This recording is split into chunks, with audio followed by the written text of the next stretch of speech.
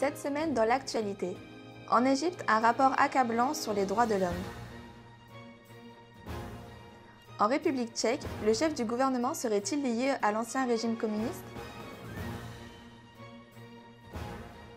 Au Togo, des négociations ont lieu pour stabiliser la République. En Thaïlande, le clergé bouddhiste est soupçonné de détournement de fonds.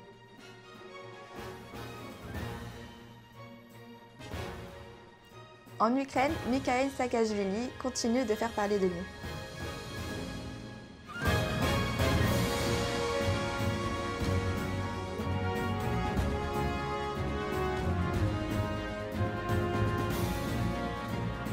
Bonjour et bienvenue à tous. Il y a quelques jours, Human Rights Watch a publié son nouveau rapport mondial sur le respect des droits de l'homme dans le monde. Un rapport accablant pour la politique du militaire Abdel Fattah al-Sisi au pouvoir en Égypte suite au coup d'État du 3 juillet 2013. Un sujet de Deborah Veraldi. L'excuse de la lutte contre le terrorisme a poussé le gouvernement égyptien à déclarer l'état d'urgence et à introduire des lois liberticides. Selon Human Rights Watch, les libertés les plus menacées sont celles d'expression et d'association. La dissidence et les ONG indépendantes sont les cibles principales de la répression réalisée par le gouvernement et les forces de sécurité. La torture est devenue la norme et semble toucher aussi les étrangers résidant en Égypte. C'est par exemple le cas de Giulio Regeni, étudiant-chercheur italien mort suite à des tortures qui sont attribuées au service secret égyptien. 2017 était l'année des exécutions extrajudiciaires, des fusillades organisées et des violations judiciaires. Selon une déclaration de la Commission égyptienne pour les droits et les libertés, presque 400 personnes ont disparu. L'association des familles de disparus a été interdite et son cofondateur accusé d'espionnage. Les organisations, associations et même des juges sont entravés dans leurs activités en raison de leur volonté à promouvoir l'application des droits de l'homme et la fin de la torture. À tout ça, on peut ajouter la peine de mort, le déni du droit de grève des travailleurs, la violence diffuse contre les femmes. Des juges slovaques ont récemment déclaré détenir des preuves établissant l'appartenance de l'actuel chef du gouvernement tchèque, Andrej Babis, à l'ancienne police secrète communiste STB durant la guerre froide. Ce dernier nie en bloc. Un sujet de Deborah Veraldi. Avant la chute de la Tchécoslovaquie, le chef du gouvernement tchèque d'origine slovaque, Andrej Babis, était officiellement membre du Parti communiste et selon les derniers résultats d'une enquête judiciaire, il aurait aussi été membre de la police secrète, la STB. Poussé à la démission, Andrej Babis nie en bloc et se retient au pouvoir. Sa popularité reste haute malgré la suspension de son immunité parlementaire suite à des accusations de fraude aux subventions européennes.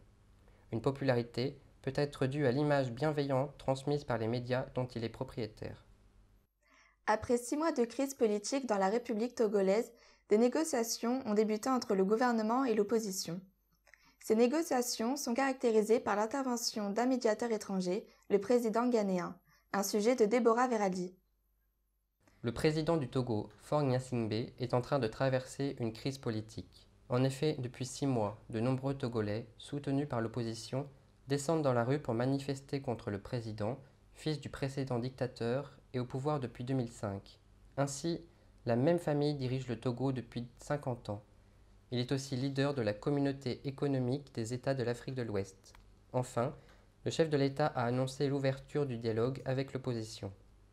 Dans 10 jours, les négociations devraient aboutir sur un accord entre plusieurs partis d'opposition et le parti au pouvoir, UNIR, Union pour la République, dont le slogan est le développement harmonieux du pays. Après des années de violence, à la suite de l'élection de Gnassingbé, ce parti s'ouvre au dialogue, dernière chance pour sortir de la crise. Les espoirs de réussite de ces négociations, qui pourraient amener à une alternance politique, semblent être très limités par rapport aux échecs de dialogue déjà expérimentés ces dernières années. En Thaïlande, les pratiques commerciales et financières opaques du culte bouddhiste ainsi que des détournements de fonds sont dénoncés dans le cadre d'une série de révélations. Ce scandale entraîne des questionnements au sein de l'opinion publique, étant donné que la religion bouddhiste est contrôlée par des instances gouvernementales. Un sujet de Justine Moina. Tous les ans, l'État thaïlandais donne environ 110 millions d'euros aux temples bouddhistes du pays. Cet argent, en principe destiné à rénover les édifices et à promouvoir les activités religieuses, a été détournée par une douzaine de temples grâce à la complicité de hauts fonctionnaires, comme le révèle une enquête récente. Cette affaire n'est pas un cas isolé. Les temples profitent effectivement d'importantes donations de la part des fidèles chaque année et la transparence quant à l'utilisation de ces fonds est vraiment limitée. Par exemple, certains moines ont pu, avec cet argent, acquérir des voitures de luxe. La loi thaïlandaise exige normalement que les temples envoient au gouvernement des rapports financiers annuels. Bien souvent réalisés par des proches du clergé, ces rapports sont majoritairement peu rigoureux et inutilisables par l'État. Certains politiques ont déjà proposé un audit systématique de tous les temples, une éventuelle modification de la loi qui n'est évidemment pas bien vue par les moines. Le rapprochement entre le bouddhisme et les ressources financières date des années 70 et 80.